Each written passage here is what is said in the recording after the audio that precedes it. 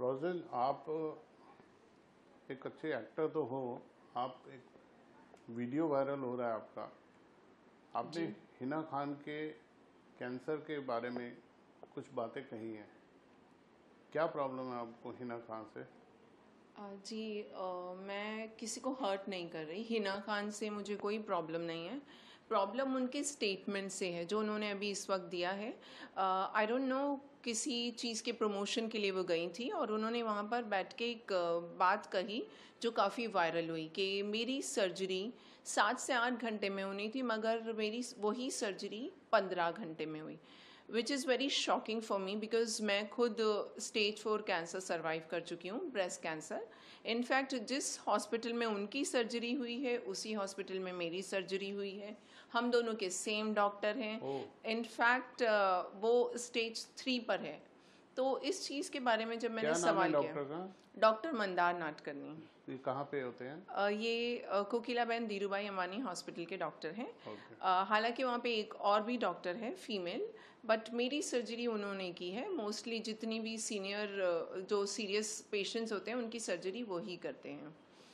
मैंने इनफैक्ट आज सुबह उनसे एक सवाल पूछा। मैंने अपने डॉक्टर से भी कोशिश की कि वो बताएं कि भाई इनकी सर्जरी 15 घंटे में कैसे हुई, because she is exaggerating it. So he did not respond. उनको मैंने मैसेज किया आज सुबह में। समहाउ होता है ना कि उसने कुछ गलत स्टेटमेंट दिया और अब वो भागते फिर रहे हैं।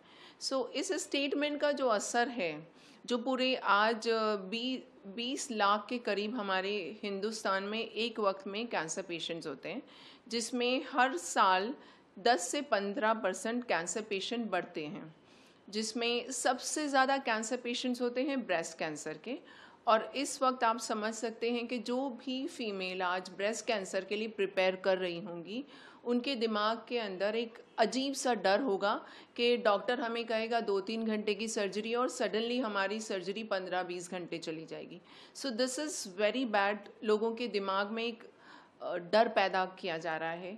ऑलरेडी कोई इंसान जो कैंसर से गुजर रहा है उसके सामने ऐसा सवाल उठता है। और इनफैक्ट आप जानते हैं कि हिना खान की चीज़ें कितनी वायरल की जा रही हैं, जिस तरह से वो चीज़ों को पोस्ट करती है और जैसे मीडिया में हर तरफ फैलाई जाती है, आप समझ सकते हैं कि वो कितना पैसा खर्च कर रही है इस वक्त। कैसे पैसा मतलब? ऑब्वियसली आप जानते हैं कि मीडिया आजकल पेड है। 40-50% मीडिया पेड है। और एक इंसान जो कैंसर से गुजर रहा है उसके पास इतना पैसा है कि वो पेड में भी खर्च कर रहा है। मतलब ये तो बहुत शॉकिंग चीज़ है। ख़ास करके वो जो कैंसर पेशेंट आज गरीब घर से आते हैं, जिनको विग खरीदने के लिए पैसे नहीं होते हैं, हम जैसे लोग, या फिर आप वो एक्ट्रेसेस देख लीजिए जैसे सोनाली बेंद्रे हो गई, मनीषा कोइराला, इन्हें शेव करना पड़ा। पोस्ट कीमोथेरेपी हमारे बाल चले जाते हैं। तो इस चीज़ को हम लोग नॉर्मलाइज करने की कोशिश करते हैं। जैसे जब मेरे साथ ऐसा हुआ था तो मैं बिना कैप के और मैं बिल्कुल शेव किया हुआ मैं बाहर घूमी। हालांकि लोगों ने मुझ पर उंगलियां उठाई, मुझ पर हंसे लोगों ने ये कहा कि कैंसर है भाई, ये तो इसको इसके कर्मा जो है वो इतने बुरे हैं, या ऊपर वाला इसे सज़ा दे रहा है। तो इस तरह की सोच है इस देश में। लोग कैंसर से डरते हैं, लोग कैंसर को श्राप समझते हैं। तो ऐसे में इस चीज़ को नॉर्मलाइज करना बहुत ज़रूरी है। जैसे छोटे छोटे घर की लड़कियां हैं, उनको अगर कैंसर होता है तो वो बताती भी नहीं है कि हमारे ब्रेस्ट में एक लंप है, वो टेस्ट के लिए नहीं जाते। कई बार ऐसे पेशेंट्स बिना इलाज कराए मर जाते हैं। तो आज हमारी ये जो सेलिब्रिटीज़ हैं, ये क्या उनके सामने पेश कर रहे हैं, किस तरह की एग्जाम्पल सेट की जा रही है। आप समझ सकते हैं कि वो फैंसी विग्स पहनती है, वो सोशल डिस्टेंसिंग को कोई चीज़ एक होती है। Social distancing is a very big thing. जब हम कैंसर से गुजरते हैं या बोन मैरो ट्रांसप्लांट होता है उसी बीच, या फिर ऑर्गन ट्रांसप्लांट, तो हर पेशेंट को सोशल डिस्टेंसिंग के बारे में सिखाया जाता है, जिसकी उसने धज्जियां उड़ा दी हैं। आप देख सकते हैं कि वो बिग बॉस में पहुंच गई कीमोथेरेपी के दौरान। इनफैक्ट मुझे तो इतना बड़ा ताज्जुब है कि बिग बॉस जैसे बड़े प्लेटफॉर्म ने एक कैंसर पेशेंट को बुला कैसे लिया। बट ऐसा नहीं लगता, हो सकता है वो मीडिया में जो डाल रही है वो अवेयरनेस डालने के लिए कर रही हो, कैंसर की अवेयरनेस आए लोगों को और जागरूकता आए, आपका पर्सनल उनसे कोई दुश्मनी है या आप क्यों इस पे लेके, आप भी तो इंटरव्यू कर रही हैं, आप भी तो पब्लिसिटी हंग्री हो सकती है ना? मैं पब्लिसिटी हंग्री, ये आपको ऐसा लग रहा है? देखिए, मैं इस वक्त खुद अपना इलाज करवा रही हूँ।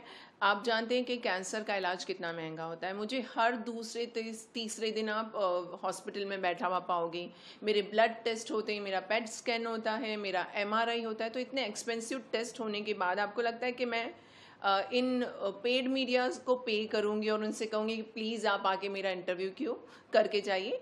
इससे बेटर मैं किसी कैंसर पेशेंट को मिलूंगी, उससे पैसे देके उसकी मदद करना चाहूँगी, rather than spending money on these paid media. आप कभी मिली है हिना खान से? नहीं, मैं कभी नहीं मिली और मुझे नहीं लगता कि उसमें कोई ऐसी बात है कि मैं मिलकर ये सवाल पूछूं। नहीं, बिकॉज मैं इसलिए पूछा कि आपका कोई पर्सनल एजेंडा है क्या उनके खिलाफ, या कोई ऐसी कोई प्रॉब्लम है नहीं क्या? नहीं, बिल्कुल नहीं, ये कोई पर्सनल एजेंडा नहीं है।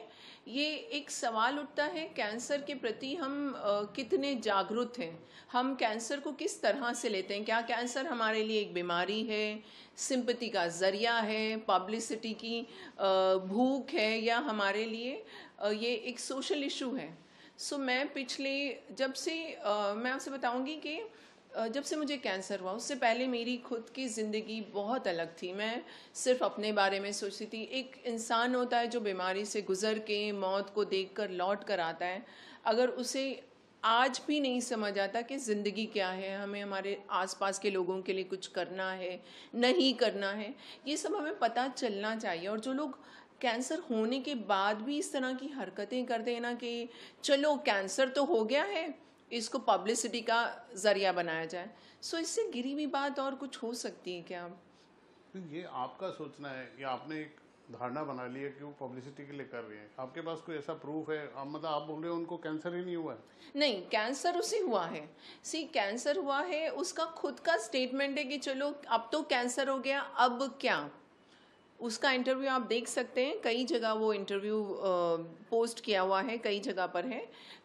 इनफैक्ट शी सेइंग कि जो मैंने पोस्ट किया है वो 5% भी पोस्ट नहीं किया। इट मीन्स कि जब उसे कैंसर आया तो उन्होंने प्रॉपर प्लान किया, प्रॉपर शूट किया, जब कीमो के लिए जा रही होगी तब प्रॉपर शूट किया। She saying she is got a stock of videos जो उसने अभी तक पोस्ट नहीं किया। She is waiting for some projects to get release, तब वो पोस्ट करेगी। आई मीन अगर आप अपनी बीमारी के बारे में अवेयरनेस फैला रहे हो तो आप खुद जाके चेक कीजिए। उसकी पोस्ट में कहीं भी ट्रीटमेंट क्या हुआ कहीं नहीं लिखा है।